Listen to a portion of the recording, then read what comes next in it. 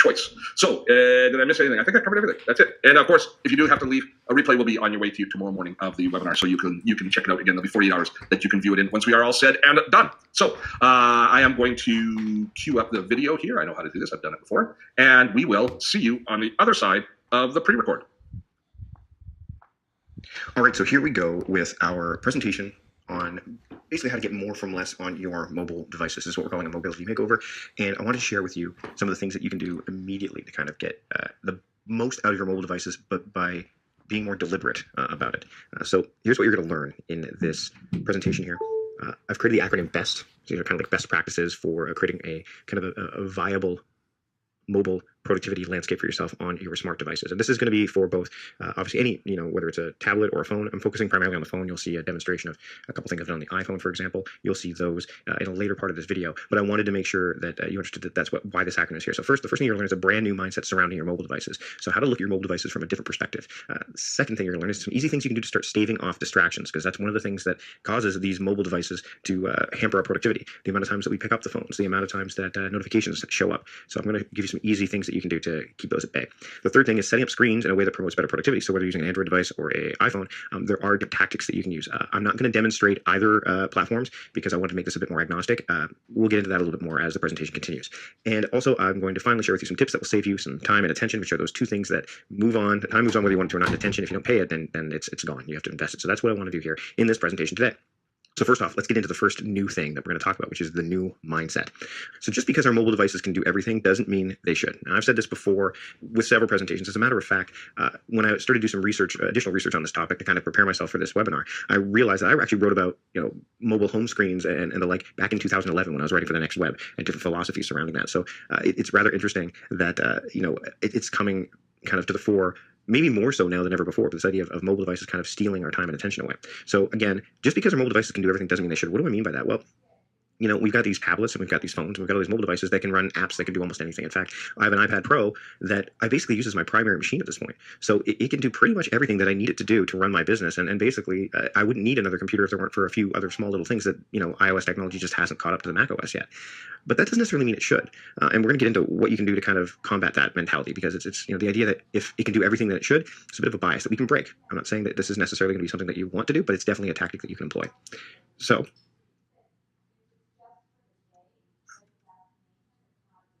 I want you to start thinking about your mobile devices in context. So what do I mean by that? Well, think about it this way. Your tablet, for example, most people, when they buy a tablet, it's often, at least up to this point, it's becoming a little bit different. My case in point would be a good one.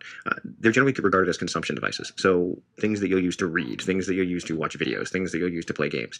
That's what most people think in terms of tablets as their primary use case, at least, and that perception is changing. I can tell you it doesn't necessarily change when you're traveling, but it definitely is changing. The other thing is your phone. Think about your smartphone. It is a phone, first and foremost, right? But it is so much more than that now. But what if you started to think about it in terms of a phone again? What if you started to think about your mobile phone as the place where you did all of your communication tools and your communication and apps, but then you have your tablet as a place where you're doing creation or consumption. So then your phone, you don't need to have things like YouTube and anything that you're reading on it. That could be dedicated for your tablet. So again, think kind of environment specific or context specific for your mobile devices. That's something that you can start to do. And by doing that, you're going to create some friction. But that kind of friction can be good because you know that the phone is designed, you've set it up for a certain set of intentions, and the same thing with your mobile device, your tablets, I mean. The second thing I want you to think about is personalizing your mobile devices. So again, what happens when we get a mobile device is the companies that sell them to us, whether it's Apple or Samsung or whatever, they have things set up for the defaults that they want you to use on the device. Often it's for good reasons. Hey, you might be new to this device, so here's how you might want to set up. We don't want you to miss anything.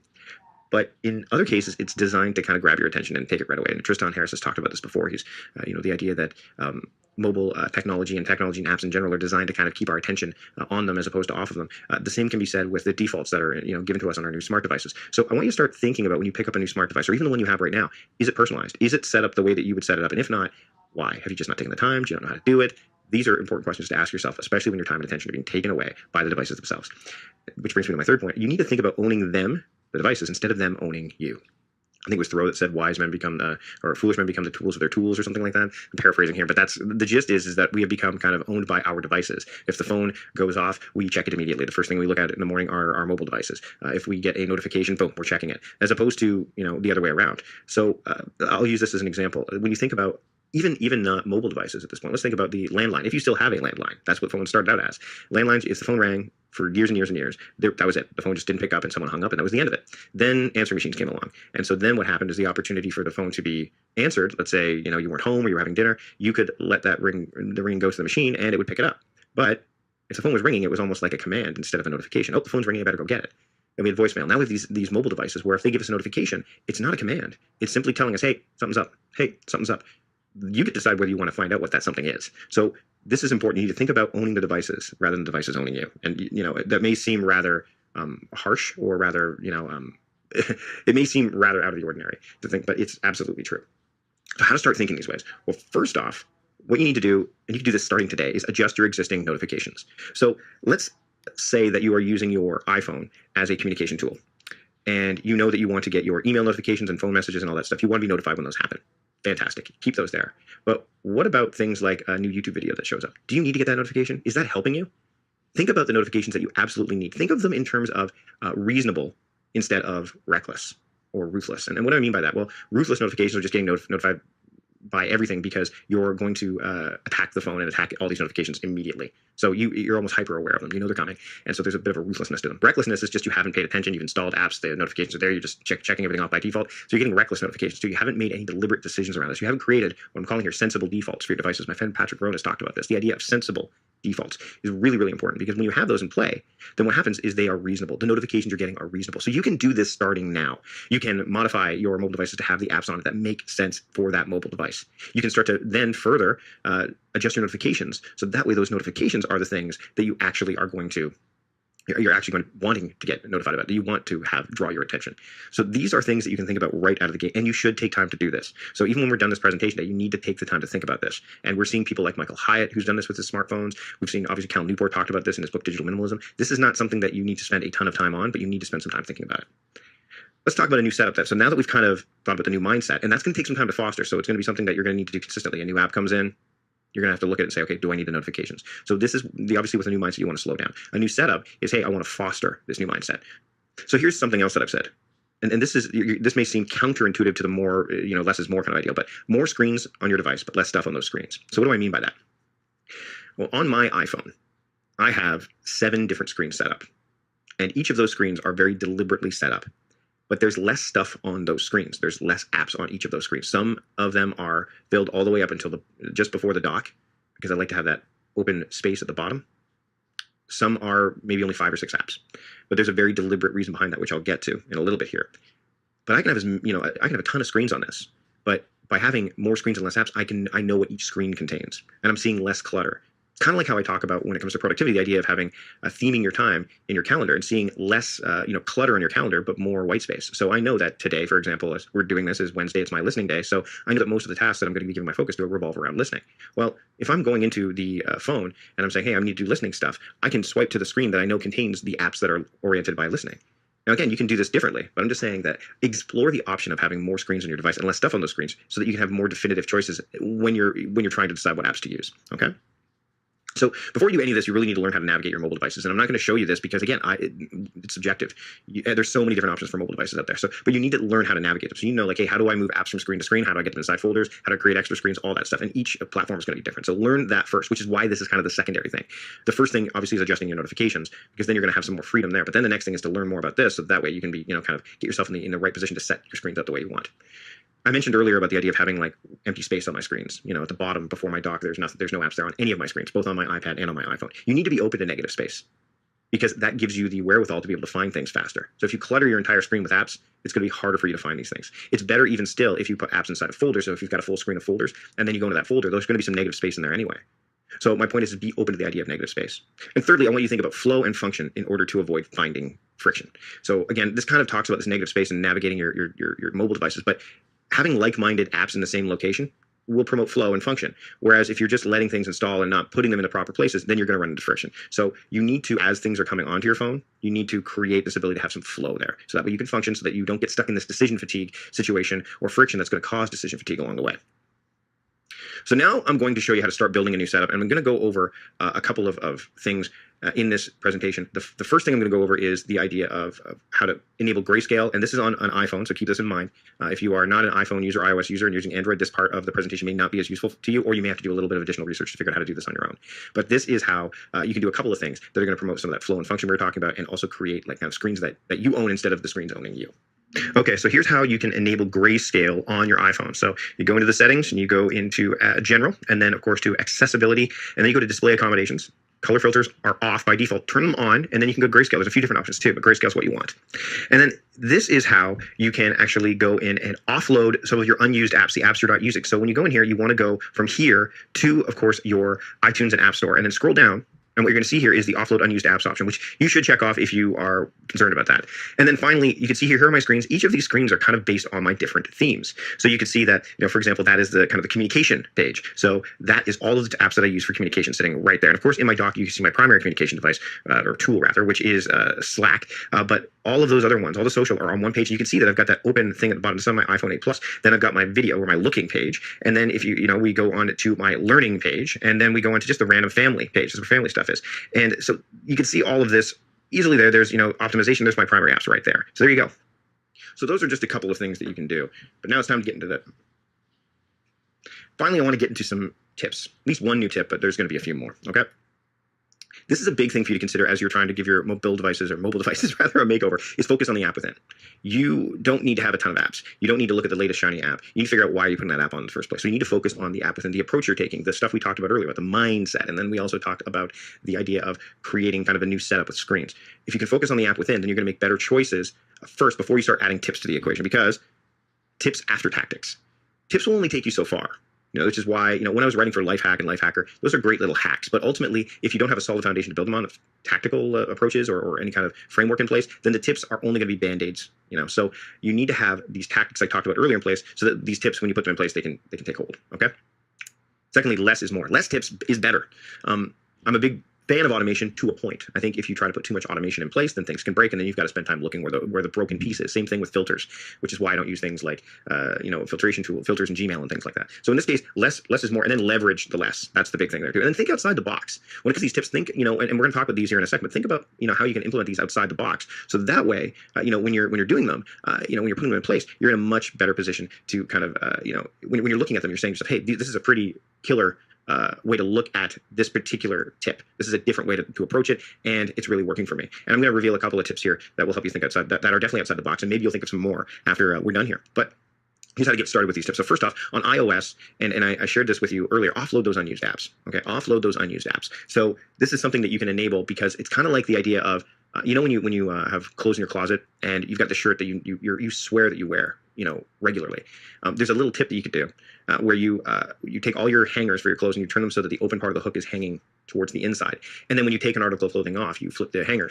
And then by the time a season's done, you will know literally you'll know, hey, I didn't actually wear that shirt. These are the clothes I actually wore. Your brain is always playing tricks on you. Oh, yes, I used that app. Oh, yes, I read that book. Oh, yes, I wore that shirt. By enabling offload unused apps on the iPhone and on your iPad, it will do that work for you. Okay. Now, again, you may not want to do that because you might be testing apps like I do, that's again intentional use, which I think is important. But if you're not, I would just make sure this is enabled as I showed you in the earlier demonstration. Secondly, enable screen time on yourself. I have it enabled on myself. If I've used social media for too long, then that's a problem. If I have not spent enough time, if I spent too much time on YouTube, that's a problem. I've enabled screen time on iOS to help me monitor my usage of certain time stealing and attention stealing apps. Things that don't fall into that, writing tools, all of those are important to me. But things like social media, things like YouTube, those things definitely, Netflix, all of those are screen time. And so most people think about screen time as, oh, I'm going to monitor what my kids do, et cetera, et cetera. That's not really what we're looking for here. What we're looking for here in this case is enabling screen time on yourself. So I challenge you to do that. And again, there's such a subjective way that you can do it. It's important that you explore it and then figure out what's going to work best for you. Third is use airplane mode, and use it unconventionally. Instead of thinking about airplane mode as the things that you can't do when you're on an airplane, go on the internet, all that stuff, think about what it gives you the opportunity to do. I mean, on an airplane, it's pretty tough to be reached. You can't get phone calls. It's still widely accepted that you may not have internet or that your internet will be spotty at best. So leverage that, but leverage that outside of an airplane as well. If you're going to go into a meeting, put airplane mode on. If you're going to want to do some deep work, put airplane mode on. If you don't want to be disturbed during a lunchtime with your spouse, put airplane mode on. It's not that difficult to do. And if you're in iOS, it's really simple. And with Android, I mean, again, there's these do not disturb options as well. So think about using that particular modality unconventionally. And then finally, craft custom ringtones and vibrations. And there are tutorials to do that on iOS. It's really interesting because what I can do now is if I'm sitting in a meeting or I'm sitting working on something and a very particular vibration happens, I know who it is. All the other ones are just the straight up standard vibration or ringtone, but there's special ringtones and vibrations for the people that really matter to me the most, whether it's for work or for home. So take the time to create some of those custom ringtones and vibrations, because then when you're sitting working and you hear just the regular ringtone, you're not going to be sitting there going, okay, I've got to get this because I don't know who it is. But if you have a custom vibration for your spouse, oh, I better get that. It's my spouse. And it's actually pretty funny because if you're sitting having a meeting with someone and you feel that vibration, I've done this before. I'm like, oh, this is my wife. And they're like, how in the world did you know that? You weren't even looking at your phone.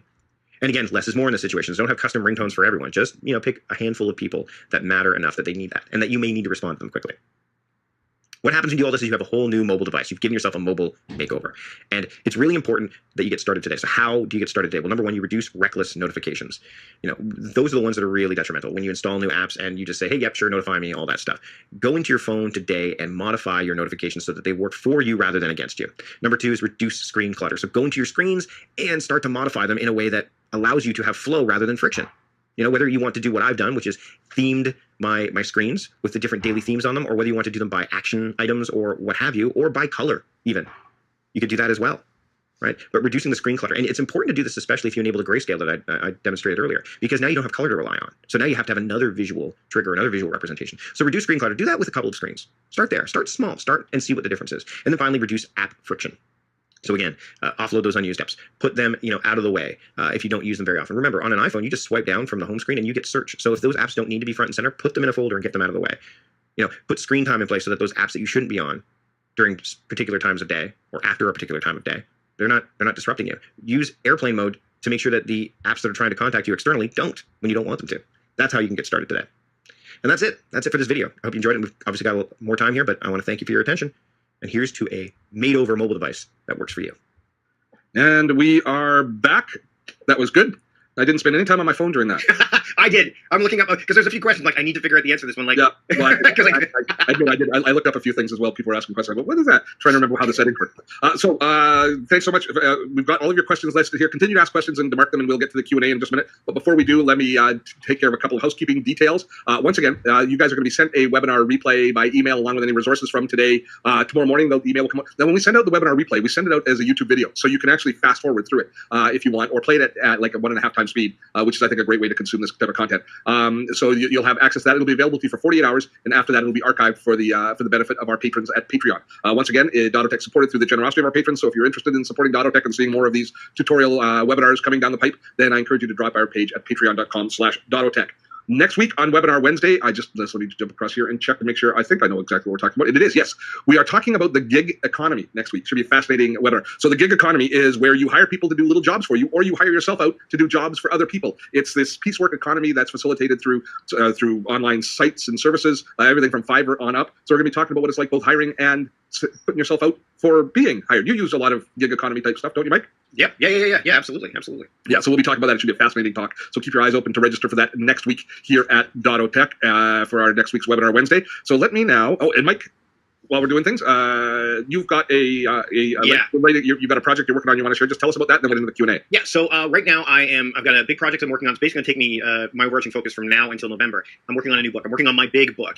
And one of the things I'm doing in celebration of that is I'm actually giving away, I've got a contest to give away one customized personal one-to-one 30-month-long coaching program, productivity coaching program, where we can do things like dig into apps and things like that, but also kind of just talk about time management, attention management, personal productivity, all that stuff. So I'll put a link in, and all you have to do is enter your email. You'll get updates about the book and other frequent updates but you also get an entry in the draw to win that month-long coaching program, which is valued like $1,500 US. So there you go. I'll drop that in the chat right now. Awesome sauce. Good stuff. So let's get into the Q&A, and we've got quite a few questions. So I think we answered a lot of them while we were in the chat. Carol's asking, she doesn't know how to set up her iPad or iPhone. So let's just...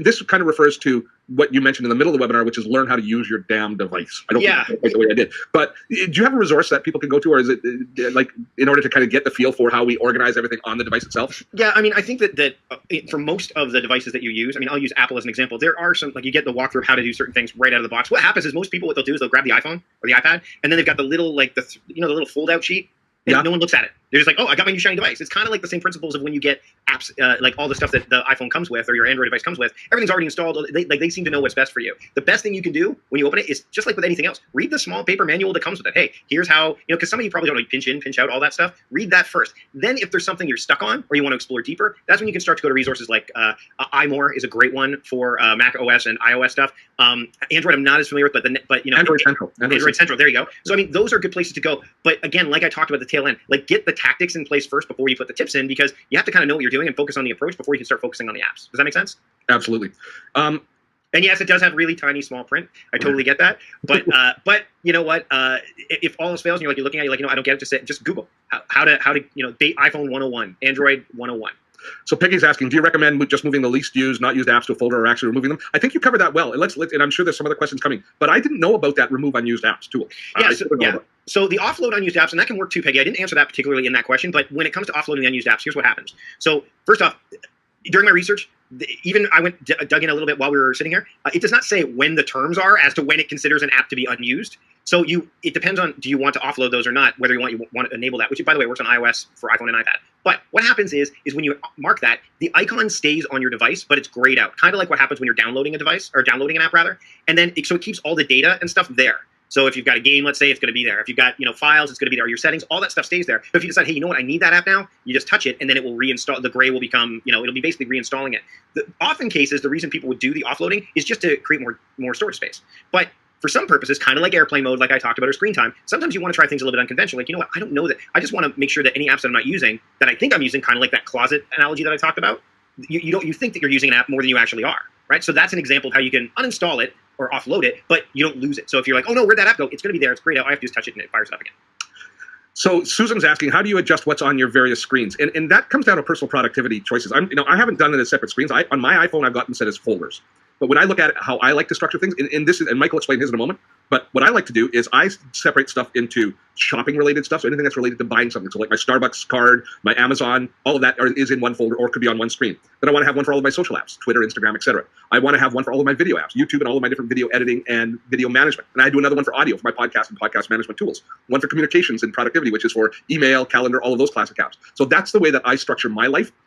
Listening to this, I'm thinking that there's some things that, and we're going to have a bit of a conversation on what we should and shouldn't be doing with our phone, but setting them into logical processes like that, where it's a family of tools. Travel, all of my navigation, all of my airplane tickets, all of that is in one. So that's where Google Maps would live, is in that area. So how about you, Mike? What do you recommend for people for developing their own structure? So first off, there's a few different options. There's an article that I can link to, and I'll drop it in later in the chat, but there's actually a life hack article. I used to work for Life Hack of 8 different ways that you can organize your app. So one, you did this by action. So shopping, listening, studying, all that kind of stuff. So you can put them in folders that way. And for me, what I would do is, again, you saw this in the video, is that I have screens for each daily theme. And then inside of that, I would have like the folders that I use for specific actions. So these are my audio folders. These are my video folders. Another one is color coding. So you can say, hey, you know what? I want all my apps that are blue on this screen, all my apps that are pink. I don't know if you necessarily want, because there's the combination doesn't make a lot of sense. I mean, you might not want Facebook on the same page as you put things if you're using iOS, because one is definitely a productivity tool and the other one is the exact opposite of that. Frequency used. So again, you can say, hey, my home screen's going to have these, like the dock. Think about the dock. What are you going to put in the dock? Don't, by the way, sensible defaults don't necessarily mean you should have your phone, email, chat, and I don't even know what the 4th camera in there. Like, pick the ones you saw mine. I have Focus at Will, I have Drafts, I have Slack, and I have Notion. Those are the ones that I have in my dock because those are the ones that I want to see consistently. Calendar, Evernote, Slack, and chat. Right. Like it's instant messaging. Yeah. Well, and the other thing is it whether you're using Android or iOS, if you want to have widgets, iOS, you swipe left, you can see all those things. Like, hey, what's coming? Swipe left. You're learning to use your swipes to come up. This is where you go to get your camera app. This is where you go to get your flashlight. And these are all installable, user installable, determining exactly. Yeah, you can modify those in the control center. And swipe left. The other way. And sorry, what's you got it? Yeah, you've got it. So if you swipe left, and actually I can probably do it from mine because mine's probably set up that way. Again, you can modify it. So if I swipe, so there it is right here. So here's mine. So you can see here's all the apps I've recently used. Here's the weather. Here's that. You can decide what apps belong there at the bottom of that screen. You hit edit, and you can decide what should show up in there based on what apps allow you to put in there. Because not every app will do that. But like your calendar, I don't have calendar in the dock because I can just swipe left and see it, right? And also keep in mind that if you're using like Cortana or you're using Siri, hey Siri, what's my calendar look like today? Like things like that. See? So there you go. Like there's lots of different ways where you don't necessarily have to have the screens for those apps because you can find them either by swiping down or by doing what we just did. And then, like, and the widgets come up here. So I think that there's multiple ways to do it. You just need to, it's going to evolve over time. So that's the other thing too. Yeah. And I think that whether you're using an Android device or iOS device, you just need to figure out, I would start with what do I use most often? Put those on your home screen. Start there. But don't fill it up. Like that negative space that I talked about, and I know some people mentioned in the comments, that's helpful. I like the fact that when I'm using this device that I don't see, like I can swipe and I'm not blocking anything. Like I can just swipe, right? So I like that. True. Yeah, that's a good idea. I like that, and I have that on my, and it works both ways. It works whether it's in vertical or horizontal format. So I think that there's multitudes of ways of doing it. And by the way, you're going to find if you go down the rabbit hole of looking, you're going to find a ton of people do it. Some people have a blank home screen. I wrote an article back actually almost 8 years ago that talked about someone who just had the dock on their iPhone home screen, and that's it. No other apps on their iPhone home screen, and then they just you have to swipe out of that because they wanted to see the photo. And the photo could be a nice mountainous view, or it could be an inspirational message that says, "Hey, get off your phone," or something like that. Whatever you want to put as your wallpaper. That's another tactic that you can use. Like the fat picture view you put on the fridge. Right. Absolutely. Rich is saying, is there an easy way to organize your screens? Is it better to do one at a time or try and do everything at once? At one at a time. Please, I think this is what I talk about productivity and time management tactics. If you're trying to adopt any kind of new methodology and you try to do it all at once, that's a recipe for failure because we talk about mindset right off the top of the call. And the mindset, you need to foster that. You need to hone that. I'll give you a kind of a metaphorical example. I'm going back to the gym and working out. And right now, my trainer who I'm working with, he's just trying to get me to get the form down. I'm doing squats. He wants to make sure I'm doing correctly before he starts piling on weight. Because if he starts piling on weight before I do that, I'm going to hurt myself. You already piled on the weight. That's why you got to go back to the gym. No, not on the bar. But that's the point. Is that you want to get adapted, and then you can start to adopt new components. So I would start with one screen. Start with that home screen. There's a reason that Max Sparky, my friend David Sparks, has an entire series called Home Screens. It's the most important screen. Start there. So Nicole says that she uses a launcher app, which really allows her completely customized screens and features. And she's used it for years. Now, launcher apps are primarily in Android. Are they? No, there is one. Launch Center Pro is one for the iPhone. Okay. It is. I can't remember the name of the company that does it now, but they've done a lot of apps. I used to use it a lot. But with Siri shortcuts now available, and with the ability to have voice command and the widgets and the swipe down, I don't need to use it nearly as much. I think I think if you've been using it for a long time, I think it's valuable. I think and don't get rid of it. But like anything else that's being developed with iOS, like Siri shortcuts came from Workflow, which was an app that was independently developed. What happened? Apple said, we like this. We're going to buy it and take it over. And so they either do that or they cut off access. They sandbox it. Yeah. So basically, that's what you sandbag it rather than sandbox it. Sandboxing is what gets eliminated. So launcher apps are great, but know that you don't have to have one to do this kind of thing. There's a multitude of different ways to get to where you want to go. The key is to make sure that there's less friction. And if that's less friction for you, then that's great. Yeah, and you don't have to throw the way that you did things. But if you haven't started yet, Siri shortcuts is we're going to be doing a video on it very shortly on the channel. It's pretty deep. It does a lot. Prima's asking, is there a way to good question. It's a way to duplicate the folder structure on her iPhone and iPad. She wants a consistent iOS interface across all of her devices. There are two ways. Number one, you figure out which one you want to be the master, and then you take the second one and you reset it completely. And then you install the backup of that other device, the master, as the new.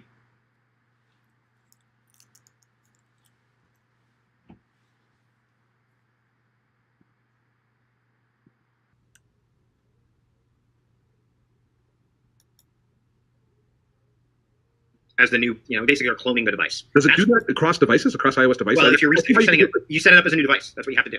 It'll take the entire iPhone interface and put it on an iPad? It will take the apps, it will take the structure, it will take your screens and everything, the way you've got them, and put them on there. Okay. Because you're doing an import, you're doing a backup from iCloud, right? So, and it's even easier than ever because it doesn't necessarily do it if it's iPhone to iPad by putting the iPhone next to the iPad. You may have to do it manually because the iPhone is different than an iPad. And I'd have to confirm that. But that's one way, but it is I think a better way to do it is to actually manually, deliberately do it. Is to actually take the time to say, I want this screen to look like this here, and I want this screen to look like this here. And again, if you do this one at a time, like we talked about earlier, it's going to be less painful than to try to do all 7, 8, 4 screens all at once.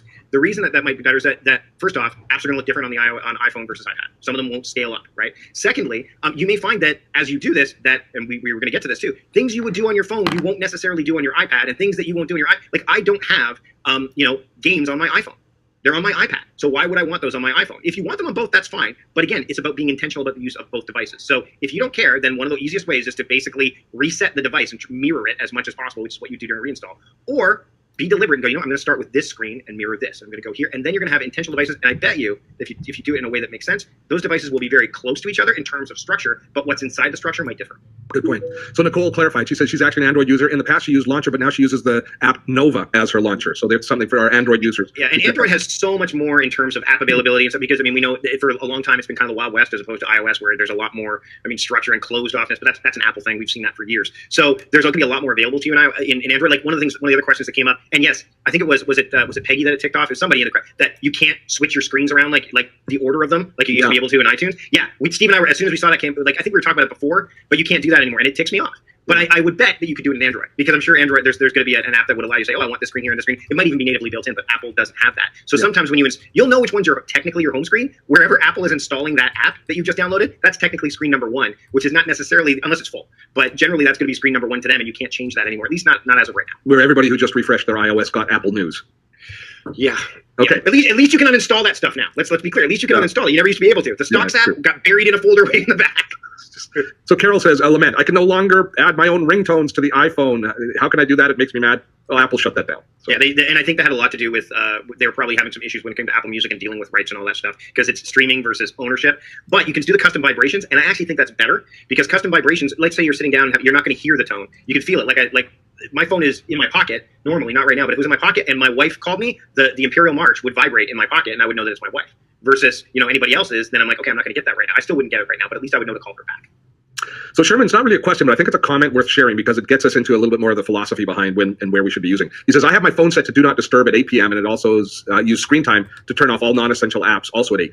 This focuses me to separate the work from the world and spend time with loved ones. So that clear delineation of having offline time is important, because so many of us don't have that discipline. The phone is beside our bed. The last thing we see before we go to sleep is the phone. The first thing we see in the morning is the phone.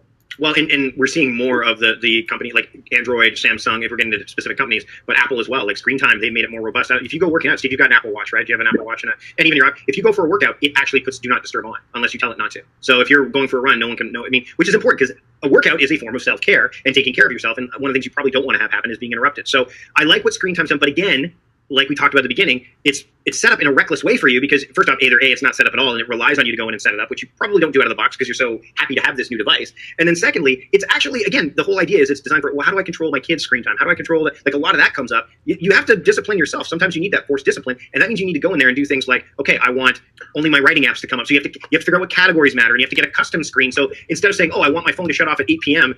Every night, well, maybe you don't want that on weekends. So you have to go in and do the work. You have to put the work in for any of this stuff. For habits to stick, you got to actually take some time and put the work in. You can't just expect it to be done for you, because that's not that's not how they want you to use the phone. They don't want you to use it for you. They want to use it for them. Yes, and coming up with having an internal conversation of what you should and what you should not be doing. This is we haven't gotten into it too much, but increasingly, when I look at the apps that I have installed on my phone, that just really there's no need for me to have my invoicing app on my phone, right? Because I'm not now. If I am a person who travels from location to location, I'm constantly billing customers on the go.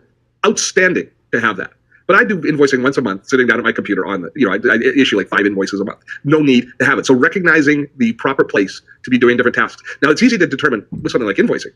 Far more difficult to say, should I be even looking at my email on my phone? Let me give you an example of this in terms of what I'm using on my iPad right now. And by the way, someone asked, can you do grayscale on the iPad? You absolutely can. Grayscale can be enabled on both the iPhone and iPad. And why you would do it, we'll probably get to that. I think that's one of the last questions we'll cover, because I know there were a lot of questions about that. But I bought this iPad Pro to replace this computer that we're using right now on my side, because I do a lot of travel, and I'm a writer primarily, so I don't need a big fancy computer for that. And this iPad Pro is actually quite powerful when compared to one of the new MacBook Pros. So I actually talked to the guy who David Sparks, who I referred to before, and he actually wrote the Siri Shortcuts Field Guide. And he said to me, look, what do you want? You want to spend $3,500 on a MacBook Pro or $1,500 on an iPad Pro? And he said, listen, try the iPad Pro, and if you find yourself reaching for your laptop, ask yourself this question: is this something I even need to be doing, or could somebody else do it for me? So the trigger is that. So Steve, you just mentioned the trigger is, I only invoice 4 to 5 times per month. Do I need to have this on? It's about that self-inquiry, right? Like, do I need to? Now, since this is now my primary computer, I have to actually be more deliberate about what goes on it. So do I want my communication apps on here? Yes. I want email. Do I want messages on here? No, that's what the phone's for. right? So do I need email on my phone? Well, no, if this is with me everywhere, I can just do that to check email. So it's a matter of, again, subjective, personal choice. And the offload unused apps will actually help you with this in a matter of speaking, because if you're like, oh, I definitely need Xero installed on my phone, Xero, because it's my invoicing app. And then all of a sudden you go check it one day and it's grayed out. You're like, oh, I guess I don't. Like, I guess I don't need it, right? So think about, like, this is a content creation device and a consumption device. So it has YouTube and my writing apps on it. This is a communication device. It has writing tools on it, but it does not have YouTube on it. It does not have games on it. It does not have that stuff on it, because that's not what this tool is for. It can do it. I don't want it to. Good. John says, I got Facebook off my phone, and my phone works 10 times better because Facebook is a resource hog. I think Yeah. And that is, for many of us, going to be the breaking point. The social networks. Okay, so listen. This actually brings a good point up about the grayscale question, because people were saying, what's the point of the grayscale? Why would you want to do it? So Tristan Harris, who is a founder, he used to work for Google. He's founder of an organization called Time Well Spent now. He's been interviewed by Yuval Harari and all that. And he says the reason that grayscale works is the color. Using Instagram, Facebook, it dilutes all the color, so things are less appealing to you. So in one respect, you're not going to see that shiny Instagram logo. It's going to be grayed out. You're not going to see that bright blue Facebook logo, because color matters. Color is a hugely important draw, right? You're not going to see that. Instead, it's all going to be grayed out, and it grays out everything. And so that's one reason why grayscale can help you, especially if you find yourself using these tools, like you find yourself on Facebook or Instagram more, and you're like, you know what, I'm going to put screen time in place, but I also don't want to just go on it even when screen time, like even when I have access. So grayscale can help you with this. It's mainly to help you curb smartphone addiction. But again, like if I'm using this mostly to write, I can have it on grayscale all the time if I want. I don't need to see it in color. It doesn't mean that I'm going to keep it that way, but it is a tactic that you can use, and it's really simple to set up. And it's something you can turn on and off very easily. So that's the reason. It's that psychology of color that plays a role. So you're not going to necessarily want to look at all the Facebook stuff in black and white or Instagram. Nothing pops at you. So that's one reason why grayscale can help you. But you're still getting the information. Here's that's true. That's true. We're at the top of the hour. So anybody who has to leave right now, we're going to continue with the Q&A. Probably about 20 more minutes. We'll be on air today. But if you do have to leave right now, the replay will include the entire gamut. So I just got to give a big shout out and big thanks to Mike and to all of you who have participated up to now. So if you were according to your schedule, you have to go have fun storming the castle. For everybody else, we will continue on with the Q&A here for as long as about 20 minutes usually is how long the questions take. And that question about Facebook spawned a series of people posting their massive irritation at Facebook and how much they use strategic. That's why Michael Hyatt. That's what started Michael Hyatt. And then the only one that he kept was Instagram. Okay. Because he's using it as a tool but it's very deliberate. And Cal Newport, if you haven't picked up this book yet, by the way, a great book that will help you is Digital Minimalism by Cal Newport. Cal Newport's the author of So Good They Can't Ignore You, Deep Work. He happened to write the foreword to my first book, The Front Nine, How to Start the Year You Want Anytime You Want. We're good buddies. But the book Digital Minimalism is all about, deep work for him was all about like doing deep work without the technology piece. Digital minimalism is the technology piece. So I would highly recommend that. And that's what spurred on what we talked about at the top of the webinar is Michael Hyatt read that book. I've read it. And it was one of those things where how to use this technology deliberately and then fostering that. And if you need to do something drastic like uninstall Facebook or grayscale or set like really tight parameters, then that's what you need to do until maybe you don't need to do it anymore. But that's what started that whole thing. You're right.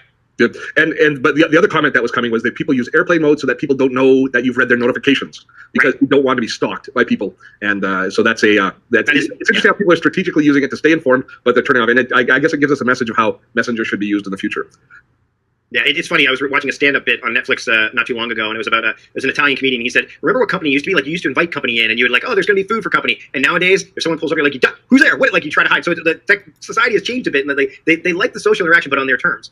And so that allows you to do that. And airplane mode is really the thing I love about airplane mode is that it allows you to deal with all the internal notifications that are self-driven, and you eliminate all of the external ones. My biggest concern is that we're seeing more and more Wi-Fi in aircraft, which means the last safe haven we have for that kind of deep work is slowly going away. And then it's just going to be up to our own willpower and our own, decision on boundaries that will keep us from, spending a 3-hour flight just surfing the internet.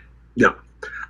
Laura says, am I correct in understanding that if I turn airplane mode on, people will not know that I'm online? Occasionally I have insomnia and scroll through Facebook. People see I'm online and they'll actually call. No, airplane mode shouldn't do that. It should actually shut off. Can you? Airplane mode, basically, so you know how Messenger tells you when someone's on, like the last time they were on?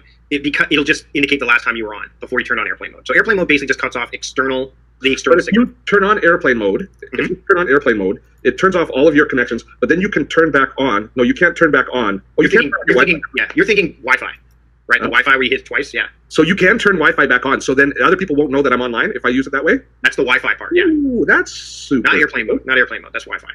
Well, no, you've turned on airplane. You've got airplane mode and... Oh, right, yeah, sorry, you have airplane mode enabled, yes. And you left Wi-Fi on. Yeah. You turn Wi-Fi back on. It then doesn't let people know that you're online, so you're in kind of stealth mode. Yes, that's right. I didn't even know that. Yeah, that's right. That's a way that you can creep Facebook and not have people saying, oh, look, Laura's online. I'm going to bunker. Yes. But I think the better question is what's the point then? Like, what airplane mode for me is more of the not only do I not want to have other people know that I'm connected, I don't want to be connected. There are other things that I can do. So there is a purpose. There is a purpose. I definitely see the purpose. Okay. If you don't want, it's like turning off your read alerts on your email. If you don't want people to know that you're online, if you just want to browse the web and not have, because Facebook tells people when you're online with that messenger, it's very invasive. And that way people know you're online. Good. Thank you, Laura. That is awesome. Yeah, and an example that I think would be useful if you're online doing research for something that you're working on and you don't want to have people know. That makes sense. Exactly. Lifehacker is a website, by the way. Gail's asking, what is Lifehacker? Lifehacker is a website, lifehacker.com. A lot of tips and tricks, some stuff that's a bit more, maybe not so tips and tricks oriented. They publish a lot of articles, but Lifehacker will have some stuff there as well that can help you. Especially, they actually have a whole great piece on that grayscale thing I was talking about. Bob was asking what the iPhone help site is, and that was iMore? Yeah, iMore is iMore.com and then AndroidCentral.com. Those are the two sites that we were talking about. And I dropped them in the chat. We'll include those in the follow-up email as well. Yeah. You have more questions? Will NFC copy your setup when you switch phones in Android? I don't know. I don't know. AndroidCentral.com. That will probably help you with something like that. I don't know. I'm not an Android user. I've tried. Back when I worked for the Next Web and stuff like that, I actually had Samsung devices and tried. My brain is just wired for iOS at this point. John says, will you talk about what you mean about friction? I'm not too sure what he's referring to. So when you said like the friction, okay, so if what you want to be able to do is, what I mean by that is, if you have too many things on a screen and they're not categorized, that's friction. If you have too many screens for yourself and you're having a difficult time finding things, that's friction. If you are having too many notifications because you either installed a new app and just said sure, and then they're showing up and blocking. Remember, I think was it Sherman brought up the watch component where you have to turn off, make sure that the watch doesn't have it. That's friction, because I installed a new app because I'm testing it for a company, and I forgot to make sure that it didn't send me notifications on the watch. So I've received about 7 of them while we've been here. And the fact of the matter is, I know I don't get any on here, so I know what it is, and I'm like, oh, I forgot to do that. That's friction. So friction is any kind of little pain point that's going to interrupt flow. And friction often then puts you in the decision of having to go back and do things, which slows down your progress. So that's what I mean by that, and friction's going to come in many different forms. Good stuff. Prima is asking, airplane mode is good when doing live video, right? I guess it would be fine for that. It's basically you're allowing you to be online, and any apps that give other people notification that you're online are not going to share that notification. Yeah, and I know with the Mevo, when I was using the Mevo video camera, it encouraged you to be on airplane mode so that you wouldn't get, if someone was trying to message you on your phone, that it wouldn't cut off the feed. So there's that to consider. That's good. Now, Angela Sherman, if you scroll back, thanks, posted the complete description of how to turn on grayscale on the iPhone. So she went through and did all of the different steps. So thank you very much for that. And that brings us. Oh, Lori asks, I want to change the name of a folder. There's an easy way to do that. What is it? You just click and hold on the folder. Yep. Just hold your finger on the folder until it starts to shake. Oh, no. You just press it and it goes to rename. Yeah. So there's another way, though, too. So if you do what you said, hold down, you open the folder, it's going to show you, oh, hold on, it went away. Yeah, if it's shaking, if you've got it in editing mode, you can edit at the very top. Yeah, so there's 2 ways. Yeah, so there's 2 ways. But you can also just do a short press on it. Yeah. Press and hold. Not press, hold. I think it uses the... It uses the force push. Yeah, so you press hard on it, and it pops up and allows you to rename. And it just says rename. Yeah, so if you press hard, I know it's hard to see that right now. But, that's another thing, too, we didn't even touch on, is the force push on your devices if you've got them. There's some shortcuts there, too. So, I mean, they're definitely designing the infrastructure of these devices to make things easier and remove friction, but you got to get to know the devices. Because, I mean, there's some stuff that you could spend eons doing this stuff and learning about it, and the game changes consistently. So the one thing that doesn't change is your framework, is what you need to, I need to have access to this and this and this. Okay, great, those should go in your dock. Like, just think about things in a timeless sense as opposed to a timely one, and it's going to help you with this kind of mobile makeover that we're talking about. So, as I've listened to this all, and I've internalized a lot of the stuff. Now, I haven't been on this journey with Mike, because Mike knows I'm always the last on board to actually get control of things. But as I listen, I'm recognizing a couple of points that I think a lot of us probably share. One of the most probably insidious aspects of lost productivity with our smart devices is through notifications, is through how the notifications come, and getting a measure of control over when you're being pulled out of what you do to the device. It's bad enough that we get bored, that we reach something that we're stuck in work, and we go and we self-sabotage by picking up the phone because we're bored and we want to look and see what's happening because we don't want to deal with the task at hand. That's bad enough. Yeah. But when the device pulls us out of a workflow, when it creates, as Mike says, friction for us, when it pulls us out of what we're doing, that to me is something that we should be able to do something about really easily and effectively, and that is getting control of our notifications. So for me, my takeaway from today's webinar, just step 1, is not going to be even bothering with the reorganization of my screen. First thing I'm going to do is I'm going to spend some time this afternoon, and I'm going to look at how notifications, because I'm recognizing how often notifications pull my attention away from whatever it is I'm working on. And that to me is going to be productivity step 1. Can I give you an even better step to that too? Turn off the red dots. Turn off the red dots. Because the red dots are another form of notification. Even though, turn them off. You go in, and so if you've got mail, the badge. Turn off the dots. The dots don't help you. I mean, you know you're going to go check email anyway. You know people go crazy when they see how many dots I have on my screen. They say, I can't look at your screen. Or better still, have one app that has dots. The one that's the most important to you. If it's email, that's fine. If it's the phone, voicemail, that's fine. If it's Slack, which I do, Slack has the dot on it. But that's it. That's it. So again, like you said, notifications are key. And by the way, when the notifications come and you're like, oh, the device is pulling away, that's true in that moment, but you were the one that didn't do the work up front. When it asked you, do you want to get notifications from this app? You didn't think, do I really need it? You know, you might have thought about it and said, I think I do. But more often than not, we just go, okay, okay, okay, or yes, yes, yes, just without thinking. And what you're doing there is saying, yes, I'd love to be distracted. Yes, I'd love to be disrupted. Yes, I'd love to be diverted. Please. So go back. Where do we go to turn off the badge notifications? Do you know? Okay. So if you're in, so to be in, let me just, I think you have to go into the specific apps, but if you want to go on with the next thing, if you want to, I'll find it. Do this. Everybody wants to know this because this is useful. So I'm going into, let me go into messages. No, you're going to go into, so let's say I've got Slack here. So you have to actually go into settings and go down to the apps themselves. Okay, I'm in settings. Yeah. Okay, so I'm going to go down to Slack. I'm going to go down to Slack right now as I'm doing this. I'll go to Slack with you. All right. So let's. Man, I got a lot of apps. I'm only through the D's, E's, F. Yeah. So see Slack. It says notifications, banners, sounds, and badges. Right. So badges are the red dots. You turn that off. No more dot. Watch. I'll show you. So Slack, of course. Oh, all right. So I have one on Messenger right now. Facebook Messenger. I actually do have one on Facebook Messenger. So if you look at my phone right now, there's actually a Facebook page has it too. So there's a couple of them. So see how those red dots are all there right now? Let's look at the Messenger one. Do you see Messenger? Yep. Okay. So I'm going to go back into settings, and I'm going to go to Messenger because it's not Facebook Messenger. And I'm going to go and I'm going to click on, it says notifications right there. So I clicked on notifications. Again, it's going to be hard for you to see with this glare. And I'm going to turn off badges. And then if you look now, notice the badges off? Yeah. So again, they hide it. It's not in general notifications. You have to go to the specific apps to turn that off. Perfect. Right? Does that make sense? Does that so if there's one thing, I bet a lot of us just that one thing is going to increase our productivity by a few minutes a day, maybe more. Yeah, and just start bit by bit by bit. Don't try to do it all at once. You do it all at once, and you're gonna be overwhelmed for the wrong reason. You're already overwhelmed, so just start with one thing and then add bit by bit. Our community is so great. Lisa asked who the author of The Digital Minimalist is, and Kim in DC has already replied with Cal Newport. So. And Kim is in DC, and Cal Newport lives in DC. So there you go. There you go. A little bit of everything coming together. Mike, thank you so much. We still got about 165 people on, so I know on behalf of all of you that you guys appreciate the hard work that Mike got brought in and sharing. Once again, Mike, drop your link to your big book. You want to sticky it? I don't know how to sticky it. Can you sticky it? It's okay. It's there. It's there. And it'll be in the follow-up email as well. Yep, absolutely. And I'd love to answer any more questions. So if you have any more questions or anything like that, you can drop me an email at askmike@productivityist.com. And Kim wants to get set up with the. Kim wants you to broker an introduction in DC. Oh, okay. Yeah, I can do that. Cal and I went to a hockey game. We went to his first NHL game. We went and saw the Devils and the Capitals play. It was quite an interesting thing to sit with Cal Newport and watch hockey. It was a lot of fun. Good stuff. Folks, thanks so much. Next week, we're going to be talking gig economy. Should be a really good webinar. So we send out the replay of this. If you have friends who you think could benefit from this, share it with them. They can see it for 48 hours, so share webinar Wednesday with them and help spread the word of the good work that we're doing here at Dotto Tech. Check out Mike as well. He's dropped in his link, and I got to thank you in April for all of your work in the back of house today. Thank you so much. Till next time, folks, have fun storming the castle.